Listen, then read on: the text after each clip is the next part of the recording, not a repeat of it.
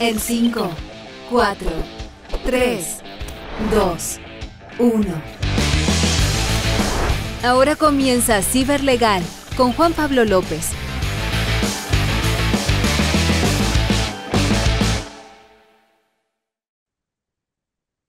Hola amigos, ¿cómo están? Ya estamos acá, día miércoles 5 de abril, 14 horas, como todos los miércoles, para un nuevo capítulo de Ciberlegal. Esta es nuestra sexta entrega. Hoy día vamos a hablar de un tema que es muy importante, muy relevante al interior de la empresa, muchas veces un poco dejado de lado, poco tocado, que es la importancia del factor humano dentro de la cadena, como el eslabón, digo yo, siempre más fuerte dentro de la ciberseguridad en cuanto a la concientización y cómo debemos tratar, obviamente, a este factor humano. ¿Para qué? Para poder evitar aquellos ciberataques que, como veremos a través de este programa, se realizan a través de lo que se denomina la ingeniería social. Comillas, el antiguo cuento del tío, ahí vamos a ver en qué se trata, cuáles son algunos casos prácticos, porque los casos siempre son los que hacemos un poco, nos llegan porque pueden ser cercanos a nosotros, lo hemos escuchado en alguna parte, más allá de la parte técnica o la parte legal, es mejor expresarlo de esta forma. Recuerden que todos los miércoles a partir de las 14 horas estamos a través de la plataforma de txsplus.com y también nos pueden encontrar en @txsplus.com para escuchar el podcast después cuando ya quede arriba a partir de mañana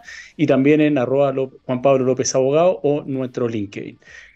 Obviamente, como les señalé, el factor del humano en la empresa es muy relevante. Tiempo atrás, yo me acuerdo 10 años atrás, 5 años atrás incluso, se hablaba mucho de la ciberseguridad desde el punto de vista técnico, desde el punto de vista duro, qué es lo que significaba la ciberseguridad, las cajas, las máquinas, el software que implementaba la empresa, las barreras, un firewall, el software en particular o el antivirus que se implementaba en los computadores, pero se dejaba de lado la implementación. ¿Cómo hago yo partícipe de ese factor humano para que, independientemente de todas estas barreras técnicas que yo puedo poner dentro de la empresa para poder evitar o tratar de evitar, que es lo que siempre se habla en ciberseguridad, ponemos todos nuestros mejores esfuerzos y medios técnicos para impedir que se realice un ciberataque, pero no podemos asegurarlo 100%? ¿Cómo podemos, a través de este factor humano, concientizándolo, higienizándolo, como llamo yo, que esté prevenido, esté pendiente de cualquier tipo de llamada telefónica, de un correo electrónico, de un spam? Hoy día los ciberataques están cada día más sofisticados. Sabemos que nuestra audiencia es mayoritariamente técnica, pero también hay empresas grandes que están ajenos al área TI y que todavía tienen este factor un poco, o este sesgo cognitivo, lo llamaría yo, en cuanto al lado como romántico del hacker,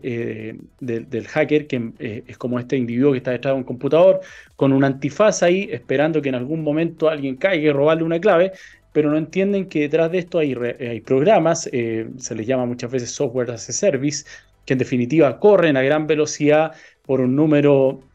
gran número de computadores, y lo que hacen es robar estas claves, enviar estos correos spam, y en algún momento algún incauto pincha el correo, responde el llamado telefónico y se abre obviamente esta posibilidad para que él ingrese y nos hackee desde el punto de vista, hackea el factor humano más que el factor técnico, como les señalo en la empresa. Todos sabemos que lo que ocurrió, particularmente en donde había muchos memes, incluso ahí dando vuelta, que es lo que nos impulsó a dar este salto técnico, a hacer la transformación digital en nuestras empresas, chicas, medianas o grandes, fue en definitiva el COVID-19, la pandemia. Estábamos sentados en nuestras casas hace 3 años ya, básicamente, y de repente llegan las cuarentenas, y algo que hablaremos a través de este programa, en el desarrollo del mismo,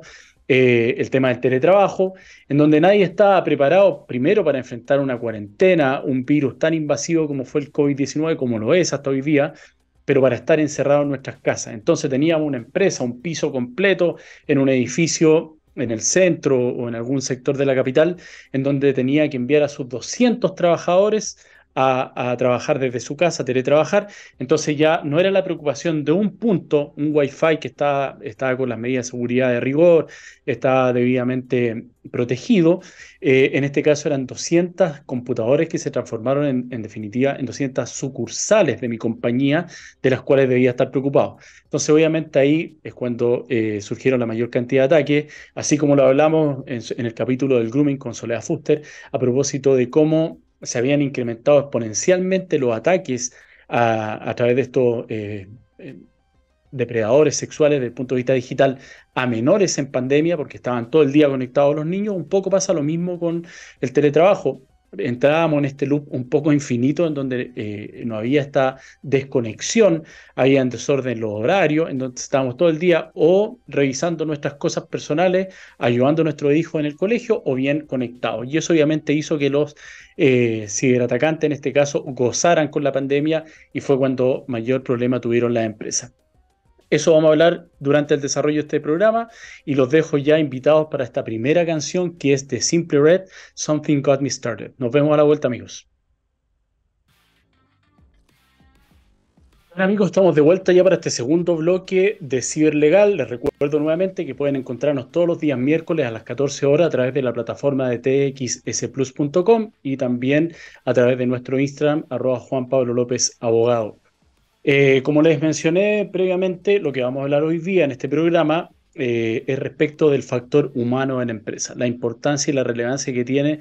hacerlo parte obviamente de nuestro plan y nuestros protocolos internos y de seguridad, diseñarlos específicamente para el factor humano y que no solamente sea desde el punto de vista técnico. Siempre nos sentamos desde un poco la parte técnica, un poco lo que pasa con los abogados y con los médicos, en donde hablamos un idioma que obviamente es técnico, pero muchas empresas tienen un departamento efectivamente de TI, pero en la empresa en particular no es de ciberseguridad, no es de seguridad de la información, sino que se dedican a un rubro totalmente distinto, pero puede que sea una empresa grande que tienen sucursales, por ejemplo, a lo largo de todo Chile, incluso en Latinoamérica, pero no tienen nada que ver con el giro de tecnología de la información en general o ciberseguridad y se dedican, su negocio es vender repuestos de autos. Entonces, claramente, un tema que es clave ahí es la facturación, cómo están en línea conectados, los pedidos que reciben, chequear el stock que hay en bodega de manera obviamente electrónica, ver los números, cómo están los saltos, y eso obviamente puede tener un grave daño, un perjuicio si a través del factor humano, en este caso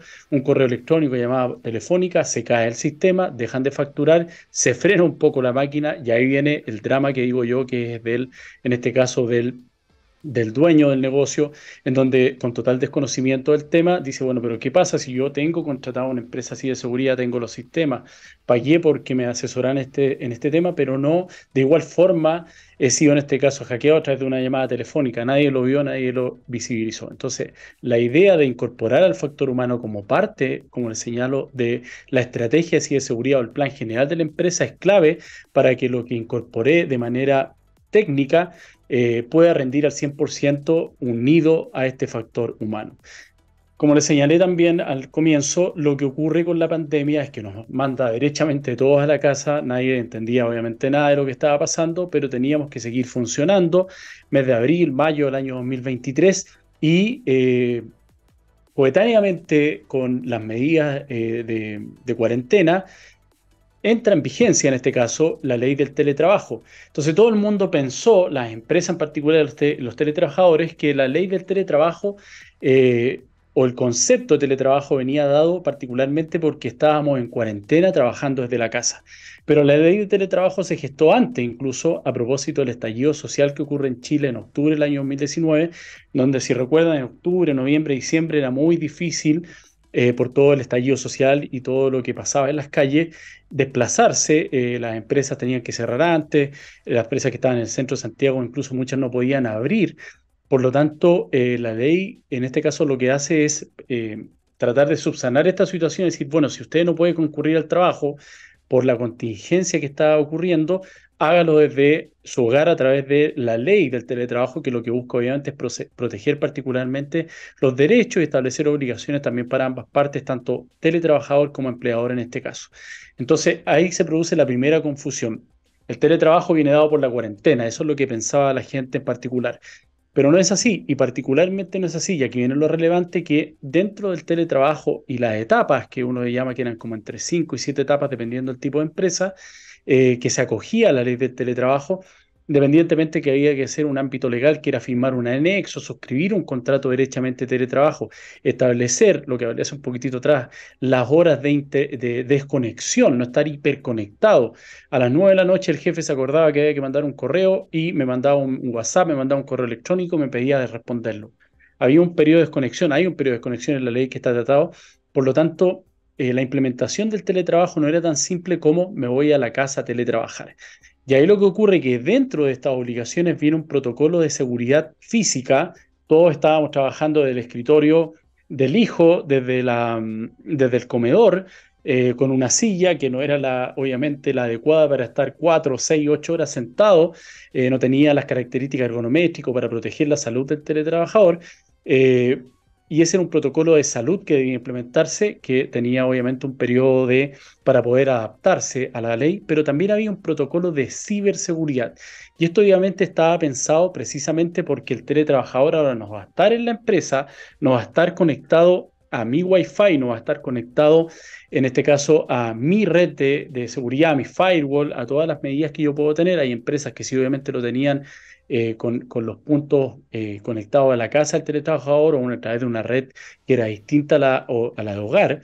pero la mayoría de las empresas no tenían ni el protocolo y le pedían obviamente al teletrabajador que realizara su labor desde su casa sin preocuparse en ese caso. Se estaba incendiando en cierta medida el mundo, no me voy a preocupar del protocolo sí de seguridad. Por lo tanto, ahí es donde ocurrieron muchos problemas derivados de esto. Recuerden además que al lado de nosotros, en la habitación de ellos, estaban nuestros hijos, que también estaban obligados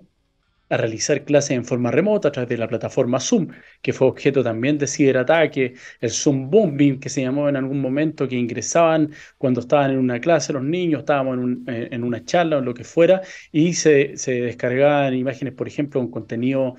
sexual o pornográfico, y obviamente ahí también habían problemas. Y todos esos protocolos de ciberseguridad, precisamente lo que tenían por objeto era proteger a este factor humano respecto a la empresa. Entonces, lo que ocurría ahí es que obviamente no se llevaron a cabo estos protocolos y como mencioné también anteriormente, hubo un alza exponencial de los ciberdelitos porque hoy día todos estábamos hiperconectados, pero además estábamos hiperconectados de forma insegura. Para el factor humano, y aquí está el tema de la ingeniería social que vamos a tratar también, el hecho de estar pendiente con una preocupación en la cabeza me hace mucho más vulnerable desde el punto de vista psicológico, que son las estrategias que utilizan este tipo de ciberdelincuentes para poder quebrar o para poder acceder, por ejemplo, a claves o información de la empresa, bases de cliente, información financiera, o que lo que buscan ellos en definitiva es que se les realice un pago, una transferencia, sin tener que pasar por, obviamente, las medidas de seguridad que tiene la empresa establecida. Entonces, ahí es cuando nacieron muchos de estos correos electrónicos o enlaces al WhatsApp, que ya estaba el WhatsApp de escritorio en esa época y era lo peligroso de utilizarlo, en donde, por ejemplo, me decían, mira, que usted va a tener un pase. Recuerden que en esa época, para poder salir a comprar al supermercado, ir a visitar a un adulto mayor o cualquier otro tipo de salida en los periodos de cuarentena, yo requería algún tipo de pase emanado, en este caso, de la comisaría virtual. Y ahí venía un poco el enganche. Aquí usted va a tener un pase permanente, usted fue seleccionado por el Ministerio de Salud para probar o para vacunarse en contra del COVID-19, y ahí la gente obviamente sin pensarlo dos veces, porque además el correo tiene la apariencia de ser del Ministerio de Salud o del gobierno, pinchaba el enlace, bueno, no pasaba nada, pero ahí se instalaba obviamente en el computador en segundo plano, en este caso el virus, empezaba a espiarme hasta que en un momento podía encontrar que este teletrabajador tenía acceso a información sensible de la empresa, tenía acceso a hacer transferencias, por ejemplo, y es ahí donde se robaba la información y en definitiva vulneraba en ese caso al factor humano, que fue quien pinchó el correo. Recuerden que eso también lo vamos a hablar, que hay delitos o ciberdelitos que son ciberdelitos propiamente tales y hay ciberdelitos que se cometen a través del sistema informático, del computador, del teléfono, y por ejemplo una llamada por teléfono, una estafa de este tipo, aplica más por ese lado, cometido a través de más que un ciberdelito propiamente tal, y lo que ahí hacían precisamente o particularmente los ciberdelincuentes es vulnerar la ciberseguridad. Si yo como teletrabajador estoy preparado para enfrentar ese tipo de llamada, porque recuerden además que algo que hablamos también en el capítulo relativo al tema de los datos personales, hoy día en Chile particularmente no tenemos una ley actualizada, eso es lo que estamos esperando y al parecer está a puerta de salir, es una ley del año 1999 que es bastante eficiente, no tiene multas o las multas son difíciles de aplicar, hay que ir a los tribunales ordinarios por parte incluso del afectado a través de un juicio, la habeas corpus, para ver, en la habeas data, perdón, para ver en definitiva las vulneraciones respecto al uso de sus datos. Por lo tanto, todo el mundo hoy día están los datos flotando por ahí. Mi root, copia de mi tarjeta de crédito que en algún momento alguien la recibió, incluso los códigos de la tarjeta pueden estar por ahí. Entonces, cuando a mí me llama este ciberdelincuente, yo teletrabajador, entra en esta sensación de confianza porque primero me está llamando alguien de mi banco, entre comillas. Tiene información que es sensible y que la puede conocer mi ejecutivo, mi cuenta corriente, mi root, mi nombre, mi dirección, cuál es la sucursal que yo frecuento, si tengo algún tipo de tarjeta adicional o no, y en definitiva lo que hacen es ahí vulnerar, en este caso, como les digo, el factor humano. Entonces, lo que ocurre aquí es que hubo un alejamiento, diría yo, entre la parte técnica y el factor humano. El factor humano se fue a la casa, estaba trabajando de su casa, de su departamento, y la parte técnica estaba preocupada de sostener, en este caso, las conexiones en la empresa, pero dejamos un poco abandonado a este factor humano. Y como dije en el ejemplo, una empresa que tenía 100 trabajadores, 200 trabajadores en su casa, con una sucursal, un piso, una casa, un galpón, donde fuera que estuvieran ellos trabajando, pasaron a ser de 1 a 100 sucursales, porque cada teletrabajador se transformó en una sucursal que podía ser obviamente vulnerada. Y a su vez, cada uno de estos teletrabajadores podía ser vulnerado incluso por los terceros que contratan con la empresa, como sucedió en muchos casos en donde, por ejemplo, ingresaban a través de un proveedor que emitía una factura que era recurrente por ciertos montos, empezaban a modificar los datos de envío de la información para los efectos del pago, enviaban un correo electrónico que también era falseado, obviamente, con fue el caso conocido, no estoy hablando nada que la gente o el público no haya conocido. El Banco Itaú fue presa, en cierta medida usaron su caparazón o su cara para estafar a la gente. Se inscribió un dominio muy parecido al del Banco Itaú. Entonces, cuando yo recibía el correo, obviamente decía Banco Itaú y muchas veces lo hicieron con las empresas que escribían la empresa. En vez de poner, por ejemplo, la O, la empresa, no sé, López CIA, en el caso de mi apellido, por ejemplo, la O era un cero. Entonces, a simple vista, eso no se notaba y es como vulnerar, en definitiva, a la simple visión o visibilidad de un teletrabajador esta información. Entonces, como no habían protocolos internos, este teletrabajador procedía a hacer la factura o a hacer el pago, en este caso, a este tercero que le enviaba el correo, porque además venía en una supuesta cadena de correos con gente que venía autorizando este pago, el cambio en la forma de pago, el cambio en la cuenta corriente. Entonces, sin cuestionarlo dos veces, venía una orden del jefe superior jerárquico, no hacía un doble, un control cruzado que se denomina, liberaba el pago y en ese caso, obviamente, éramos fruto de este ciberdelito a través del factor humano. Si hubiese existido este protocolo, lo que hacía obviamente el teletrabajador era hacer el control cruzado. Tesorería, contabilidad, finanzas, oiga, me están pidiendo hacer este pago, favor confirmarlo. Y cuando me llega a mí como gerente que tengo una doble autentificación en el banco, una doble firma, por ejemplo, y me llega este correo, reviso las bases y digo, esto obviamente es un delito, están tratando de vulnerar nuestra empresa y freno en ese momento el pago. Pero no, si no existe el protocolo, es difícil que sepa él en definitiva cómo actuar. Entonces, como habían demasiados computadores dando vueltas que estaban conectados a Wi-Fi sin seguridad alguna o en seguridad más o menos precaria, o incluso muchos teletrabajadores les pasaba, no tenían la capacidad de tener dos computadores en ese momento, hubo una escasez incluso para comprar tablets o computadores porque todo el mundo salió a lo mismo para poder trabajar desde la casa y para que sus hijos pudieran estar conectados a clases. Terminaba la reunión o terminaba y el hijo tenía que hacer algo en particular en el computador, incluso conectarse, pescábamos el computador de la empresa y se lo entregábamos al hijo. Y el hijo además, en los ratos libres, en el mismo computador de la empresa, jugaba un juego en línea. Entonces, todo eso obviamente que está fuera de los protocolos usuales de una empresa y pasa a ser vulnerable. Y en ese caso es muy fácil para los ciberdelincuentes, a los tipos de ingeniería social o incluso, como les señalé, a estos tipos que usan estos software as a service, que son verdaderas empresas destinadas para delinquir, para ciberdelinquir. Es muy fácil para ello porque estamos expuestos. Está ahí la miel y las abejas están dando vueltas en todo momento. Entonces, el llamado ahí, obviamente, en su momento fue a proteger al teletrabajador, a hacerle una inducción mínima, así como la inducción que hacen las compañías mineras cada vez que suben a una obra en particular o a la faena, tienen que firmarme ahí un papelito. Yo le hice la inducción, le mostré los riesgos, le dije que se pusiera el casco, las botas, las antiparras en el caso que tuviera contacto con tal o cual alimento. Lo mismo acá, cómo yo ingreso a mi computador, qué páginas son las que puedo abrir, qué información puedo compartir, qué pasa si me llega un correo electrónico de tal o cuales características, qué pasa si recibo un llamado telefónico en donde tratan de obtener información por parte de la empresa, qué es lo que comparto y qué es lo que no. El WhatsApp de escritorio, ese también es un tema. Todos hemos recibido, incluso se han viralizado ciertos mensajes en donde envían una foto de alto contenido que está destinado al grupo del asado después del partido, al grupo del colegio de los niños. Eso también pasa en la empresa cuando compartimos, por ejemplo, a través del WhatsApp de escritorio, información con varios contactos y se nos pincha uno que no tenía nada que ver con el grupo y enviamos, por ejemplo, un plan de negocio, una base de datos de los clientes, contabilidad, información financiera o facturación. Y ahí el tipo me puede decir, oye, efectivamente yo lo borré, no hice nada,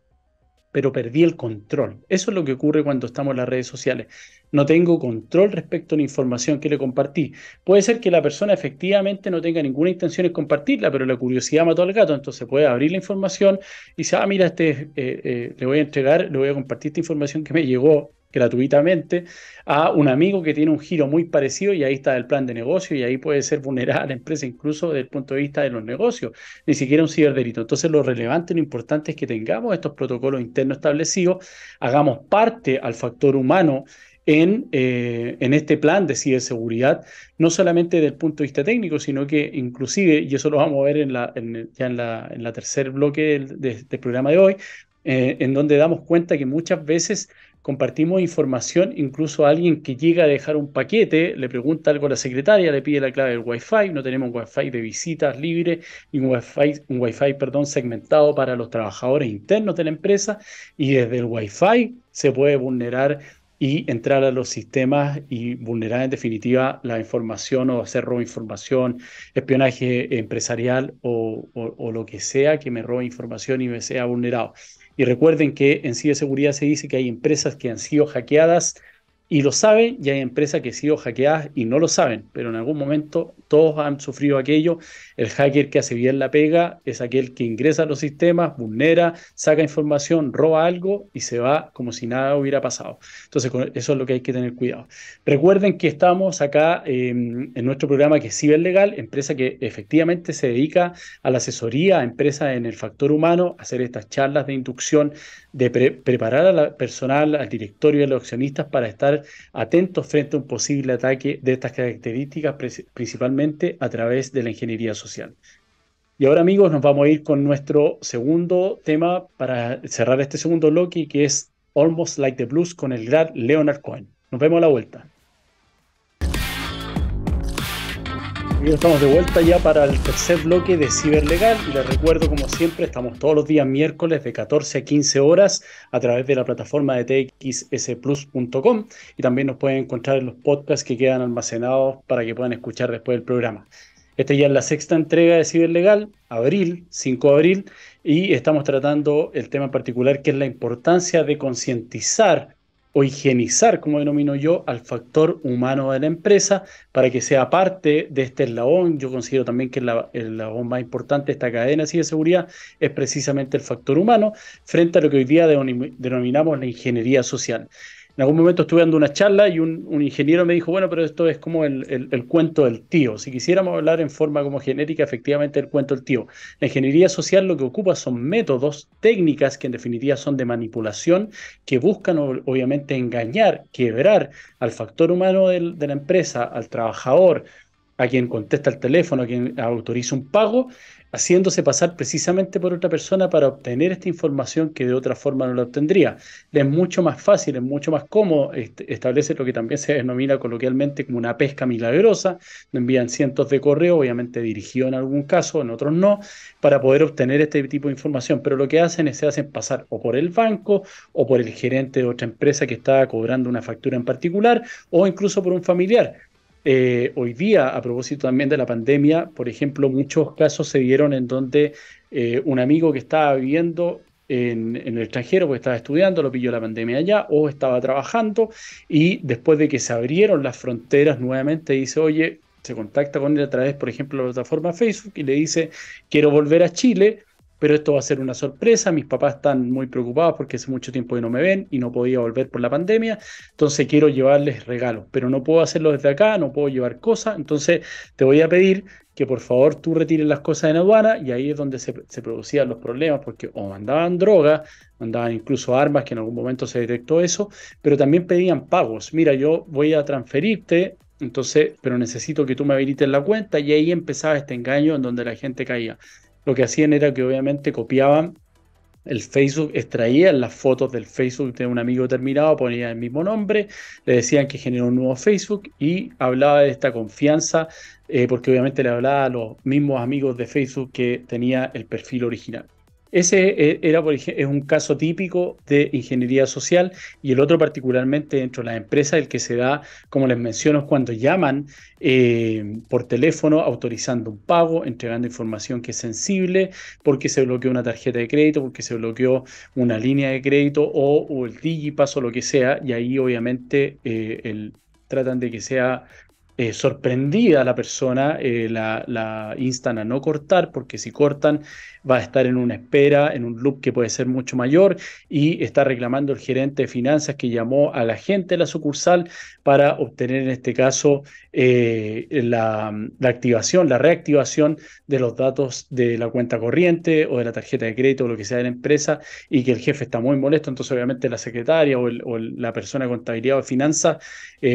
se pone nerviosa, y ahí es donde empiezan a quebrar lo que yo te voy a ayudar, no te preocupes, yo ya hablé con él, está tranquilo, pero necesito que tú colabores conmigo para poder destrabar esto lo más rápido posible, porque si tú me cortas, por lo menos van a pasar 3 a 5 días hábiles para poder restablecer todo el sistema, y ahí yo no me hago responsable porque efectivamente tu jefe está muy molesto. Entonces ahí, frente al temor, frente al miedo de lo que puede ocurrir, claramente él va a colaborar, va a entregar toda la información que le pidan, para poder restablecer, comillas, los sistemas, pero lo que está haciendo en definitiva ahí el ciberdelincuente a través de la ingeniería social es obtener información para hacer una transferencia, para lograr que se le transfiera a él o a un tercero, a esta especie de burreros que se denominan, que es gente que muchas veces no tiene capacidad económica, entonces les depositan a ellos, después sacan la plata y les dan a cambio una suma de dinero en particular, pero no tienen nada que ver tampoco con el delito. Entonces, es un poco, como le digo yo, una empresa destinada a delinquir. En algunos estudios que se hizo en Estados Unidos y Europa, incluso se determinó que estas empresas tienen departamentos de marketing, departamentos de recursos humanos, en donde financian y llevan a cabo un plan de negocio de cómo van a atacar, cómo van a delinquir y cuáles son los nuevos modelos de ingeniería social que van a implementar para poder engañar a la gente. Como les dije yo, y a propósito del ejemplo que es muy gráfico y es muy claro porque a todos nos pasó y fue vivido en el tema de la pandemia, es que claramente estábamos todos pendientes de qué es lo que iba a ocurrir. Cuando hacía el informe el Ministerio de Salud, el MINSAL, ahí a las 12 del día, a veces lo hacían más de una vez al día, estábamos todos pendientes de qué comunas van a entrar o van a salir de la cuarentena, tengo que volver o no volver a trabajar. Recuerden que incluso al principio estaba todo paralizado, ni siquiera estaba el tema del teletrabajo implementado. Entonces, claramente la gente estaba mucho más vulnerable, más susceptible, habían preocupaciones que estaban en nuestra cabeza que eran primarias, el sobrevivir. Entonces, frente a eso, era muy fácil en ese momento quebrar a una persona desde el punto de vista de la ingeniería social, y hubieron muchos ciberdelitos desde el punto de vista bancario, robos de dinero, usos de tarjeta, clonaciones de tarjeta de crédito, uso de las aplicaciones, compras, obviamente, que lo que buscan estos tipos es comprar y hacer liquidez rápida en tiendas, por ejemplo, de teléfonos celulares, en donde compraban 5 millones de pesos a través de la tarjeta de crédito en teléfonos, y eso pues, obviamente ellos los liquidan vendiéndolo a 200, 300 mil pesos, y es plata rápida para ellos. Y tampoco dejan rastro, y es muy difícil también. Usan VPNs dinámicas, muchas veces están fuera de China, incluso ubicados, muy difícil poder rastrear el delito. Y además que surge un poco lo mismo que hablamos a propósito de las víctimas de algún tipo de abuso como el grooming, en donde la persona que se vio vulnerada, estafada, siente vergüenza, se intenta proteger frente incluso a su a su marido, a su señora. Yo vi un caso en particular que fue muy terrible, que era el papá que había vendido una casa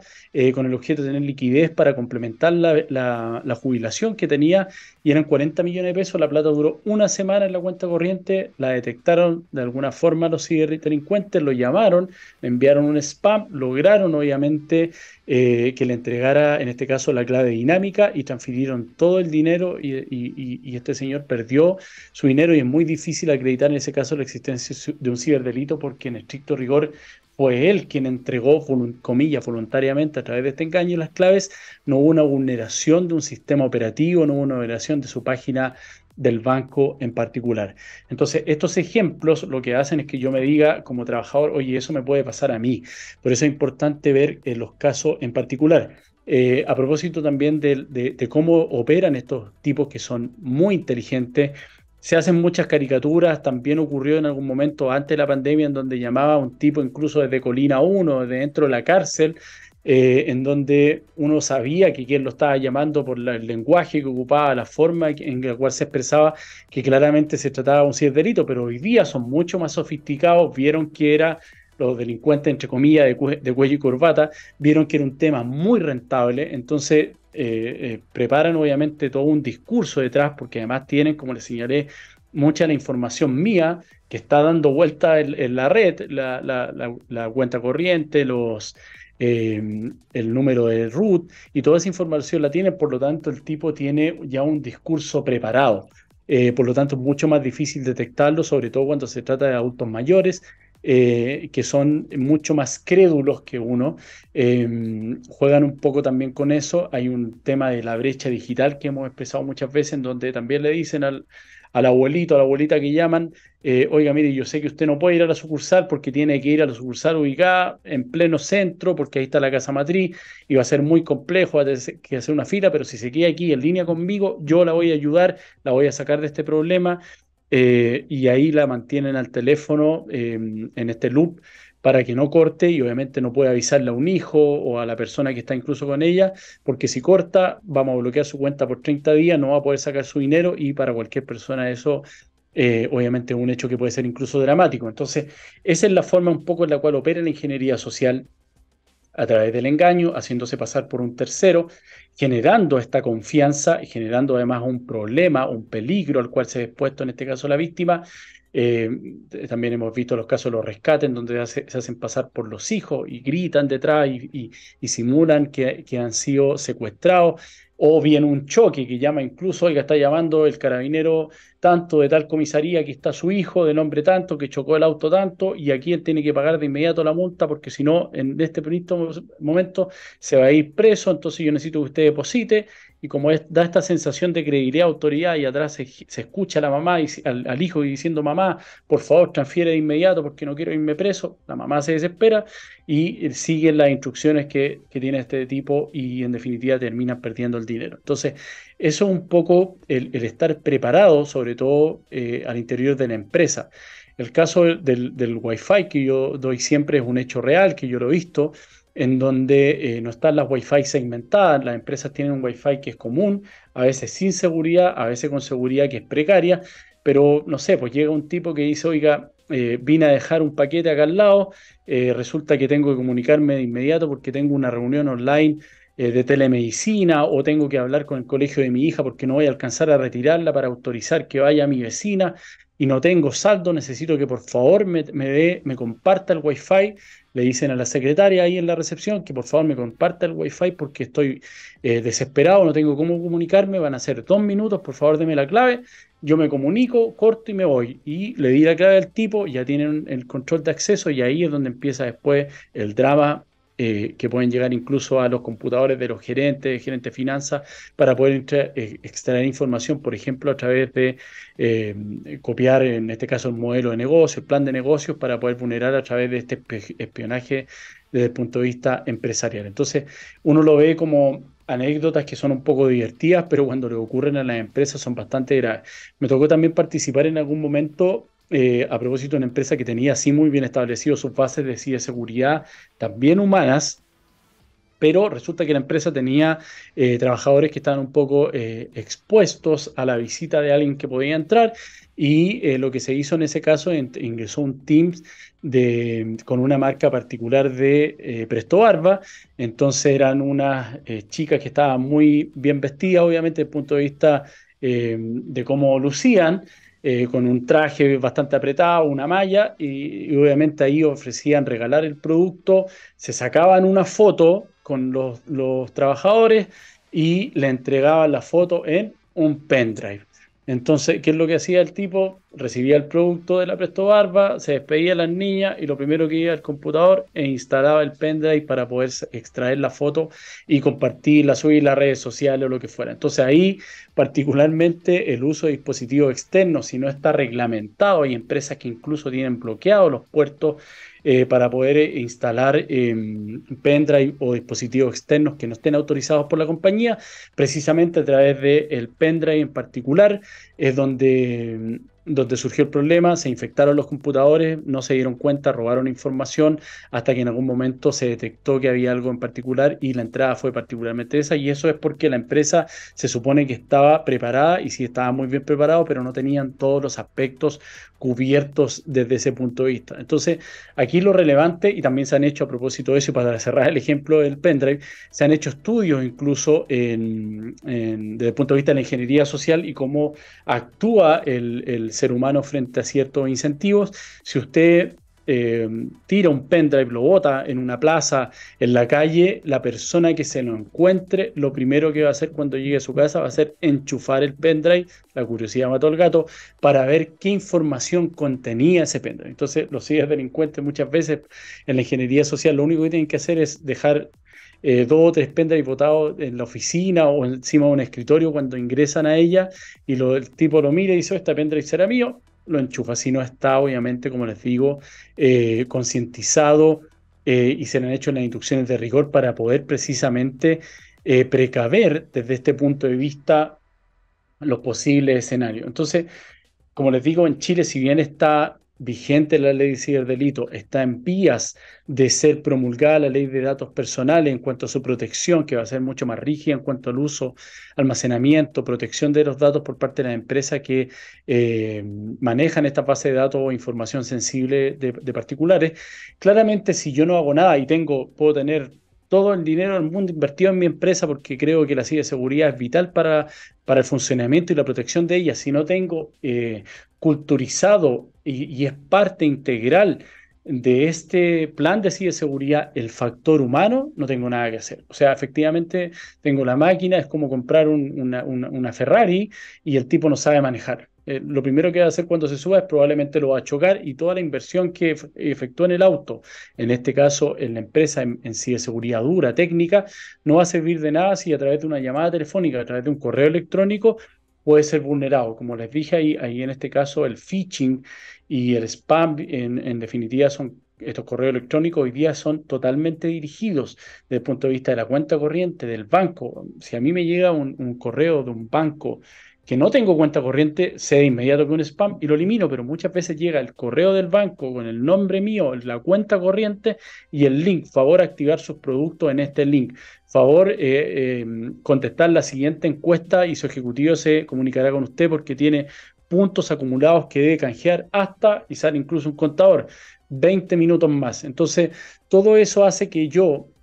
sea más fácil para los ciberdelincuentes y más complejo para la empresa que no está preparada de poder enfrentar este tipo de ciberataques, y ahí es donde viene el ransomware, que al que todos le tienen miedo obviamente porque lo que hace ahí es encriptar cierta información que es sensible a la empresa. Hemos visto hoy día que un hecho público también, que Sonda ha sido y una empresa así de seguridad obviamente que es grande e importante, pero el nivel y sofisticación de los ciberataques es cada día peor, o sea, es más preciso, es más difícil detectarlo, incluso desde el punto de vista técnico, porque obviamente es muy rentable para ellos y así como en este caso la ciberseguridad y el desarrollo tecnológico sirve para millones de cosas buenas, también las cosas malas son en este caso el desarrollo y cómo se van incrementando el número de ciberataques de manera exponencial. Sí, y por último, si sabemos quién fue, probablemente sea un tipo que esté sentado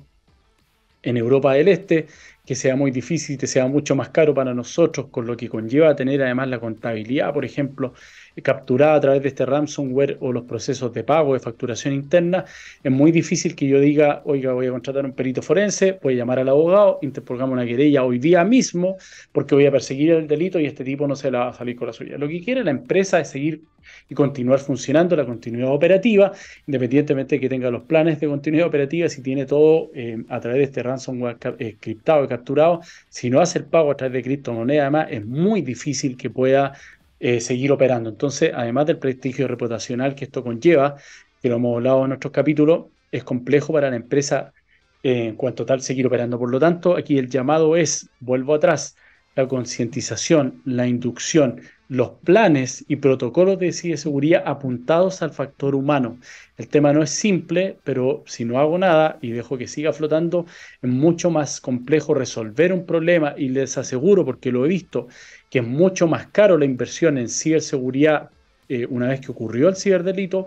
reponerse de ella y empezar desde cero y ahí contratar a un ingeniero que me haga, un abogado que me haga la gestión interna para llevar a cabo estos planes, estos protocolos de seguridad. Y lo importante también acá es que no solamente el protocolo o plan de ciberseguridad es respecto de los empleados de la empresa, de recursos humanos, sino que es a todo nivel. Desde este punto de vista, las charlas, por ejemplo, que yo realizo, se realizan a los accionistas para que sepan qué es lo que están invirtiendo, por qué es importante invertir y cuál es la importancia de la protección del factor humano en la empresa, al directorio, que obviamente va a ejecutar los planes que en este caso lleven a cabo desde el punto de vista de los negocios. Incluso la SMF exigen a la empresa bancaria, instituciones financieras, que tengan una asesoría permanente en materia de seguridad desde el punto de vista de las normas RAN, y después a la gerencia en particular, para que la gerencia siga las directrices, en este caso la medida societaria del directorio, y hacia abajo pueda implementar. Si yo solamente hablo con el factor humano, pero no tengo comprometido al directorio, al accionista, al directorio de la gerencia, va a quedar de manera inconexa igual. Es como cuando compramos estos caros CMR, estaban ahí, se implementaban, pero nadie los cargaba, nadie sabía utilizarlo, entonces hice una inversión, compré un elefante blanco, nadie sabe cómo llevarlo a cabo, cómo utilizarlo, entonces eso es lo complejo de toda esta situación. Por lo tanto, la concientización, esta brecha digital que hay que eliminar es a nivel de todas las áreas de la empresa. Toda la empresa debe estar comprometida para lograr, en definitiva, estar preparado frente a un eventual ciberataque a través de la ingeniería social. Amigos, nos vamos a ir con el cierre de este tercer bloque de Ciberlegal con la canción de Sam Smith, How Do You Sleep. Nos vemos a la venta para el cierre y el resumen. Amigos, estamos de vuelta para este último bloque de Ciberlegal. Recuerden que nos pueden encontrar todos los días miércoles a las 14 horas a través de la plataforma de txsplus.com, y también pueden escuchar posteriormente el podcast que queda ahí en la plataforma. Un poco haciendo un resumen, hablamos hoy día de la ingeniería social aplicada obviamente al factor humano de la empresa. Da lo mismo lo que podamos gastar en ciberseguridad técnica, dura, firewalls, antivirus, lo que sea desde el punto de vista técnico, si no tenemos concientizado y capacitado al factor humano de la empresa. El factor humano es directorio, gerencia, trabajadores, recursos humanos, todo aquello. Hoy día no hay nadie, es muy complejo y muy difícil encontrar a alguien que no esté conectado. Incluso la señora que llega a hacer el aseo puede llegar y conectarse a través de la Wi-Fi, el guardia que está afuera. Por lo tanto, son todos puntos que son vulnerables. Recuerden que hoy día esto no es un teléfono, es un sistema operativo. Siendo un sistema operativo es vulnerable. Estoy conectado a la red, tengo un correo electrónico acá, que es de mi empresa en particular, tengo las claves, hay gente que guarda las claves dentro del computador y además el archivo le pone mis claves, se me pierde el teléfono, se me pierde el computador y pierdo mis claves. Por lo tanto, hacer esa inducción, cómo genero los correos electrónicos, cómo uso las claves, cómo uso correctamente el correo electrónico frente a un posible ataque, cómo envío los correos electrónicos, esas son cosas que la gente ha ido aprendiendo Yo ando en moto, hay gente que dice que se aprende a andar en moto andando. Yo creo que se aprende a andar en moto tomando las clases de rigor para evitar caerse. Acá es lo mismo. Puedo tener la forma en que me relaciono con la tecnología y me comunico a través de ella, compartiendo archivos, información que es sensible, debo tener un protocolo interno internalizado. Si existe el protocolo, es muy difícil que exista el error. Y si no existe el error, es muy difícil que me pueda en este caso hackear. Porque si no, dejo entregado a la persona el momento en el cual esté viviendo, la llamada que reciba, está apurado, tiene que salir, está con los hijos y opta por contestar y entregar información. Si está preparado, lo más probable es que corte esa llamada y de inmediato haga el link y diga esto se trata en definitiva de un ataque a través de esta denominada ingeniería social. Son cada vez más sofisticados, son cada vez más difíciles de detectar. Yo a veces contesto las llamadas pues, precisamente para un poco saber en qué están estos tipos y realmente el hilo de la conversación es muy difícil si una persona no está preparado no caer en eso porque incluso como saben el banco efectivamente lo que hacen antes es ingresar las veces necesarias para bloquear mi cuenta, por lo tanto ya además de la cuenta corriente, mi root, me dicen que mi página web está bloqueada y si yo me meto delante de ellos hablando, perdón, claramente está bloqueada, por lo tanto tiendo a creer que se trata de un tipo que me está llamando al banco, pero lo hizo previamente porque tenía la información. Entonces, el llamado aquí para hacer el cierre del programa de hoy es hacer partícipe no solamente al empleado, al usuario final, sino que a la gerencia, al directorio, a los accionistas de este plan de ciberseguridad, establecer protocolos internos, hablar de estos ejemplos, de estos casos prácticos dentro de la empresa, hacer estas inducciones cada vez que hay una nueva tecnología, una nueva conexión o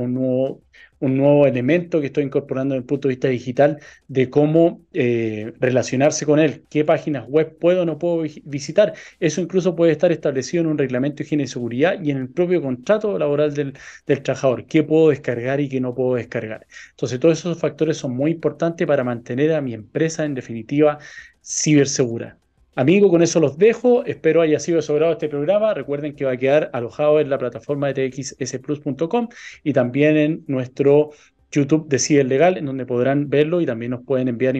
preguntas y temas para poder tratar en los próximos programas. Nos vemos el próximo miércoles. Que tengan un buen fin de semana largo y descansen. Un abrazo, que estén muy bien. Implementa un sistema de analítica de datos en su red asistencial y establece